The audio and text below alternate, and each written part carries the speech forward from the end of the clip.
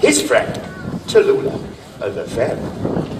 Once upon a time, high up in the forest roof, hidden in the security of an old oak tree, where the sun shone through the leaves, lived a little ladybird.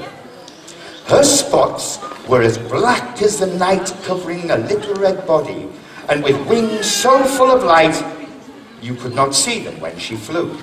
Well, her little body almost seemed to split in half as her two tiny wings guided our ladybird to wherever her journey commanded. Our ladybird's name was Priscilla, and a very special job belonged only to her in the whole of the forest kingdom. Priscilla was the pixie post person. And every day she would fly all the way from high up in the forest, down and round the old oak tree, to the very bottom where the forest floor was green and strewn with lichen. A little way from the gnarled, stumpy bottom of the old oak tree, past the rabbit warren, and next door to Morris the Mole's molehill house, the pixie village began. Rows and rows of big red and white spotted toadstools with small stone-walled gardens lay in wait for Priscilla the pixie postperson as she went about her daily pottering posting perambulations. At the same time as Priscilla the pixie postperson was flying down and around the old oak tree, Morris the Mole was making a pot of nettle tea, and the baby rabbits scampered around outside the door of their warren. Pablo, the provider of pixie picnic parcels packed with poached parsnip pie products, was having yet another tantrum. Pablo was jumping up and down and tearing at his pixie hair. His lovely white toadstool house with its red spotty roof and all the flowers in the tidy garden started to shake as Pablo's shouting and bawling grew louder and louder and louder. To anybody watching Pablo, the provider of pixie picnic parcels packed with poached parsnip pie products, jumping up and down, shouting so loudly in such a beautiful garden, they would be scratching their heads and wondering what on earth was the matter with this little pixie. Indeed, the toadstool house and the flowers winked at each other because they knew what was wrong with him. It happened all the time. Every day is the same, Pablo said to himself as he scratched his head. Pablo, the provider of pixie picnic parcels packed with poached parsnip pie products, held his pixie head in his shaking hands. I can't remember my name. He never could. It had always been the same. He rubbed his tired eyes and wiped away a tear with his tiny spotted pixie handkerchief. And it's been the same ever since I was born, ever since I was a small pixie, just out of mushy naps. And for those of you who are not pixies and who do not know what mushy naps are, they are nappies for baby pixies. And they are made from the thin, absorbent layers of the forest mushroom. Now, Pablo, the provider of pixie picnic parcels packed with poached parsnip pie products, as his title suggests, had a very important job in the forest kingdom. He also had a very difficult problem, because if he couldn't remember who he was every day, how could he remember what he was supposed to do? He could never remember his name, and when he did, he almost forgot instantly again. In the time it takes for a leaf to fall from the forest roof to the glade below, the memory of who he was had gone until the next time another pixie would call him by name, and then he might remember for a little while. However, the other pixie, who is trying to attract Pablo the provider of pixie picnic parcels, poached parsnip pie products, attention, must firstly make it extremely obvious that they wish to speak to him. So you've got to go up and poke him, tug at his sleeve, or jump up and down in front of him and shout, Pablo! Very loudly indeed. Then he just might remember. As his name suggests, Pablo the provider of pixie picnic parcels packed with poached parsnip pie products held a very important position within the pixie village. It was very important that he remembered who he was, or none of the other pixies in the entire village and beyond would receive their daily delivery of pixie picnic parcels packed with poached parsnip pie products without which the daily comings and goings of the pixies and their lunch pix feast could not happen. This had been a problem for Pablo for ever such a long time, but because he couldn't remember, he had forgotten what he should have remembered for almost all of the time. He just thought he had a new job every day. In fact, it had been a problem for Pablo since he was a small pixie. Percy, who was his father, now Percy the provider of pixie picnic parcels packed with poached parsnip pie products, he always remembered.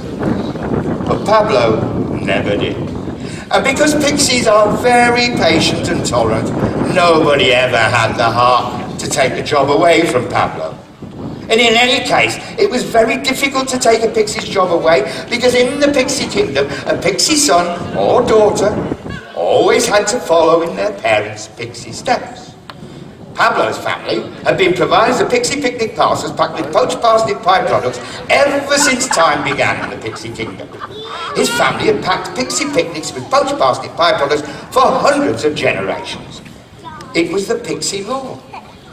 Now this particular morning, as Priscilla the pixie postperson was flying down and around and down the old oak tree, a meeting of great importance was taking place. And the main subject was Pablo, the provider of pixie picnic parcels, and his inability to do his job properly. Now look here! A very superior looking pixie, dressed in a cloak of forest green, with loose shoes on his pixie feet, stood on the mushroom stage in front of Toadstool Town Hall. What are we going to do? Picnics are not delivered properly, and the productivity of our pixie perambulations throughout the whole of the pixie kingdom is in danger of complete meltdown. I quite agree, said another pixie who was standing at the back. If picnics are not delivered properly, and the productivity of our pixie perambulations throughout the whole of the pixie kingdom is in danger of complete meltdown. All of the pixies were jumping up and down, and the pixie council was getting very animated and extremely cross. A slightly more robust pixie, with a rather bulbous red nose, coughed loudly and spat into the fire. Now, pixies always had fires burning in the forest because it allowed them to stay warm, because pixies don't wear underclothes in the winter. I have an idea, came a little voice from the back, rather louder than you might expect. He coughed again. Perhaps We should send Pablo the provider of pixie picnic parcels packed with poached parsnip pie products out of the pixie village to see Tullulah the fairy. If anyone can solve our problems, it will be her. Capital idea, came the shout from the pixies. And they all agreed that Pablo should visit Tullulah the fairy immediately. A smaller and rather thin pixie with round spectacles perched on his nose and a pixie pencil behind his ear rushed off to tell Pablo what had been decided.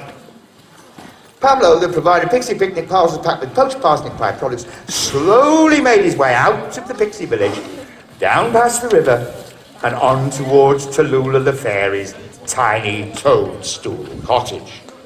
As Pablo arrived at Tullulah's cottage, he could see that she was washing the windows with her magic cleaning wand.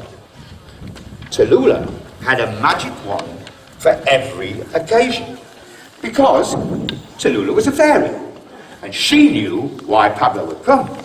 Why? Because fairies know everything, and like angels, they're very special.